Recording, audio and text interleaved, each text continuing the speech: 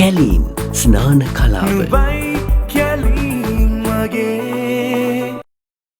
සන්ඩේ leader පුවත්පතේ කත්රෝ ජ්‍යෙෂ්ඨ මාධ්‍යවේදී Lasantha Wickrematunge මහතා හඳුනා නොගත් පිරිසක් විසින් රත්මලාන අත්තිටිය ප්‍රදේශයේදී ඝාතනය කළේ 2009 වසරේ ජනවාරි 8 වනදායි. එවකට ආරක්ෂක ලේකම් ධුරය දැරූ ගෝඨාභය රාජපක්ෂ මහතා යටතේ මිග්‍යානා මිලදී ගැනීමේදී සිදු වූ බව කියන මහ පරිමාණ වංචාවක් ගැන ඔහු හෙළිදරව් කරමින් සිටි පසුබිමකයි. එවකට එම ඝාතනයට අදාළ විමර්ශන නිද්‍රාශීලී පසුබිමකින් සිදු වූ බවටත් විවිධ පාර්ශව වලින් චෝදනා එල්ල වුණා. කෙසේ වෙතත් යහපාලන ආණ්ඩුව බලයට පත්වීමෙන් අනතුරුව මේ ඝාතනයට අදාළව ලසන්ත වික්‍රමතුංග මහතාගේ රියතුරා සහ ඔහුගේ නිවසේ සේවකයෙකු ලබා දුන් ප්‍රකාශ මත පොලිස් චිත්‍ර ශිල්පීන් විසින් ඝාතකයින්ගේ බවට සැක කළ හැකි චිත්‍ර දෙකක් ඇඳ මහජන සහාය සඳහා ප්‍රදර්ශනය කළා. ඒ අනුව ලැබුණු තොරතුරු මත යුද්ධ හමුදා බුද්ධ්‍යංශ සමාජිකින් ඇතුළු පිරිසක් අත්අඩංගුවට ගත්තා. ඒ අතර ජ්‍යෙෂ්ඨ නියෝජ්‍ය පොලිස්පති ප්‍රසන්න නානායක්කාර උප පොලිස් පරීක්ෂක තිස්සසිරි සුගතපාල සහ යුද හමුදා බුද්ධ්‍යංශ සමාජික ප්‍රේම් ආනන්ද උදුලාගමද සිටියා.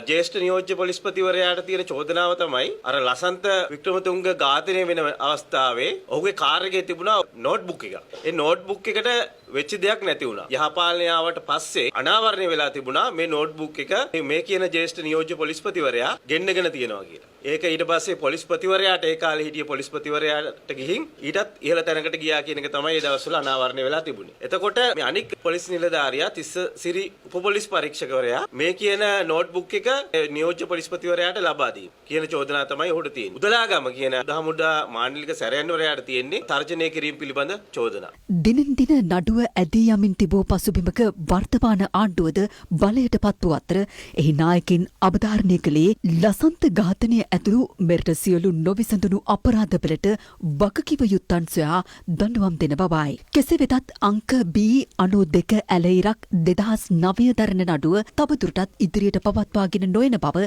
නීතිපතිවරයා ඊයේ ලිපියක් යොමු කරමින් අපරාධ පරීක්ෂණ දෙපාර්තමේන්තුවට දැනුම් දුන්නා. ඒ අනුව සිරිපෙවන් ප්‍රසන්න නානායක්කාර තිසසිරි සුගතපාල සහ ප්‍රේම් ආනන්ද උදුලාගම යන එම නඩුවේ චෝදිතයින් නිදහස් කළ හැකි බවත් සඳහන් කරන නීතිපතිවරයා ඒ බව මහේස්ත්‍රාත්වරයා වෙත දැන්විය යුතු බවත් දක්වා තිබෙනවා.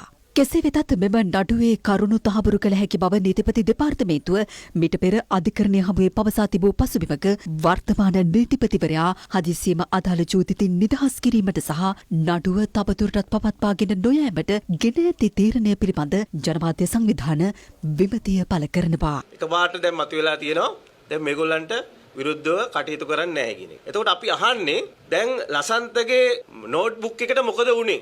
2015 පරීක්ෂණ මෙහෙයුවේ දැන් වර්තමාන මහජන ආරක්ෂාව පිළිබඳ අමාත්‍යාංශයේ ලේකම් රවි සෙනවිරත්නගේ නායකත්වයෙන් ජ්‍යෙෂ්ඨ පොලිස් අධිකාරී ශානි අබේසේකර ප්‍රමුඛ අපරාධ පරීක්ෂණ දෙපාර්තමේන්තුව මේ නිලධාරීන් දෙදෙනාගේ මූලිකත්වයෙන් මෙහෙයවපු පරීක්ෂණ බොරු කියලාද මේ නීතිපතිවරයා කියන්නේ? මේ ආණ්ඩුවට බල කළා කියන ඔබට වගකීමක් තියෙනවා. මොකද ඔබ පොරොන්දු දුන්නා ජනමාධ්‍ය සමාජයට එරෙහි වෙච්ච අපරාධයන්ට යුක්ති ඉෂ්ට කරනවා කියලා. අපි ආණ්ඩුවෙන් අහනවා මේකද ඔබ ඉෂ්ට කරන යුක්තිය? අනිවාර්ය වශයෙන්ම මේ ඝාතකයන් දඬුවම් පැමිණීමේ යුතුයමයි. මේ නීතිපතිවරයාගේ මේ තීන්දුව සම්බන්ධයෙන් ආණ්ඩුව අධ්‍යයනය කරමින් ඉන්නවා. ආණ්ඩුවට කිසි උමනාවක් නැහැ මේක යට ගන්න. මේ ගැන පරීක්ෂණ කරපු පහුගිය කාලේ ඉවත් කරපු නිලධාරීන් අපි අපරාධ පරීක්ෂණ දෙපාර්තමේන්තුවේ සහ මහජන ආරක්ෂා අමාත්‍යාංශයේ ඉහළ වගකීම් වලට පත් කරෙත් ඒ යටගසන ලද ඝාතන ඉදිරියට අරගෙන මේවට නිසි පරිදි විමර්ශන කළ යුතු නිසා